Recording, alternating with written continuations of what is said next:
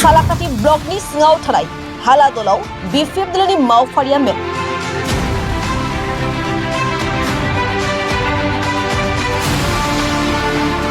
सालाकाटी block committee बिपिएफनि बानजायनायाव दिनै मावफारिया mail आरो लोगो हमलायनाय हाबाफारि खुंनाय जादों।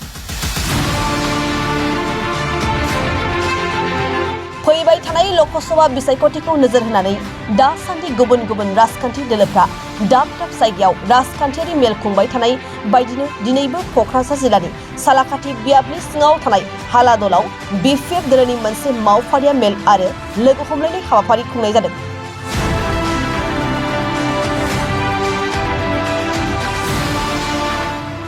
एमएलए देरहासार बसुमतारीनि दैदेननायाव खुंनाय दिनैनि बे मावफारिया मेलाव गाहाय आलासि महरै बाहागो लायो बिपिएफनि आफादगिरि हाग्रामा महिलारिया।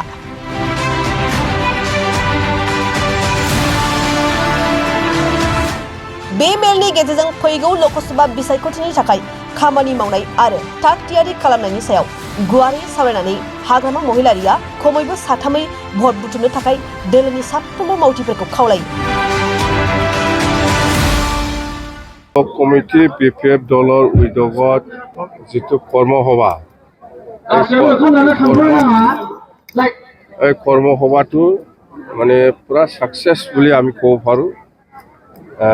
3000তকৈ বেছি সালাকাটি ব্লক কমিটিৰ কৰ্মীসকলে ইয়াত জমা হৈছে আৰু আমাৰ ডাইৰেকশ্যন সেইটোৱে যে প্ৰত্যেকটা ব্যক্তি হিচাপে প্ৰত্যেকজনে কৰ্মী হিচাপে 3জনকৈ দায়িত্ব লওক। আমি সেই কথাটো কৈছোঁ, তেতিয়াহ'লে আমি জিকাটো 100% কাটাম। আৰু আমি জানো এইবাৰ কোকৰাঝাৰ লোকসভাত আমাৰ যিটো যুঁজ এইটো আমাৰ ইউপিপিএলৰ লগত হ'ব, যিহেতু বিজেপিয়ে টিকেট নিদিয়ে বুলি আমি শুনিছোঁ। কংগ্ৰেছো খেলিব পাৰে, কিন্তু আমাৰ মেইন যুঁজটো ইউপিপিএলৰ লগত হ'ব। আৰু ওদালগুৰি দৰং এইটো লোকসভাটো আমি খেলিম, তাতেও আমাৰ মেইনলি যুঁজটো কংগ্ৰেছ বিজেপি আৰু বিপিএফৰ মাজত হ'ব। আৰু আমি যোৱাকালি মিটিং কৰি পেলাই যিটো গম পাইছোঁ ওদালগুৰিত যে খুব বিৰাট ভাল, মুঠতে 11 লাখ ভোটাৰ আছে বিটিচি ভিতৰত।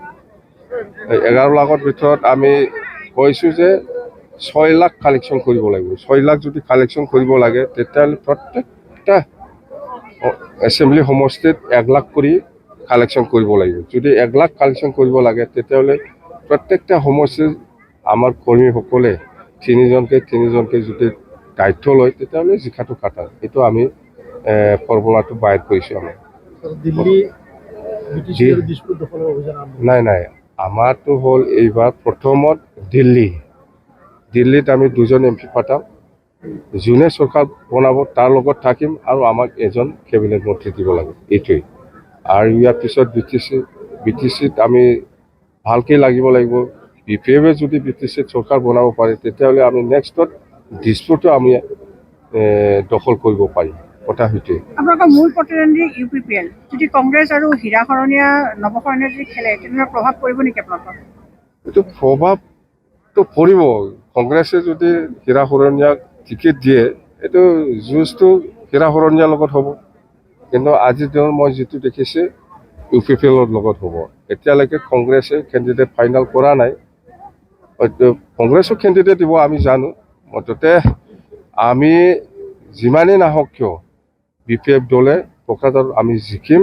ইয়াৰ কাৰণে আমাৰ কৰ্মীসকলে কষ্ট কৰি আছে, কাম কৰি আছে। মন্ত্ৰী অশোক সিংহালে কোকৰাঝাৰত ভোটত জিকিব বুলি কৈছে।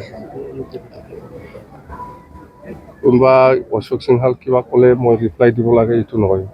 ছাৰ, কাইলৈ ৰাম মন্দিৰ প্ৰতিষ্ঠা আছে, আপুনি ইনভিটেশ্যন পাইছিলে? মই এনেকুৱা চব ধৰ্মকে মই সন্মান কৰোঁ, খ্ৰীষ্টানকো মই কৰোঁ, মুছলিমকো কৰোঁ, হিন্দুকো কৰোঁ মই। কিন্তু আমাৰ ইয়াত দৰকাৰ কি আছে? ইমান ডাঙৰ পাৰ্টিয়ে কৰি আছে, এইটো গভৰ্ণমেণ্টে কৰি আছে। আমাৰতো দিল্লীতো নাই, দিছপুৰতো নাই, বিটিচিতো নাই। আমাৰ কিবা মূল্য আছে নেকি তাতে যাবলৈ? ছাৰ, কাইলৈ দিনটো আপুনি যি আহ্বান দিছে CM ডাঙৰীয়া মুখ্যমন্ত্ৰী মহোদয়ে, আপুনি পালন কৰিব?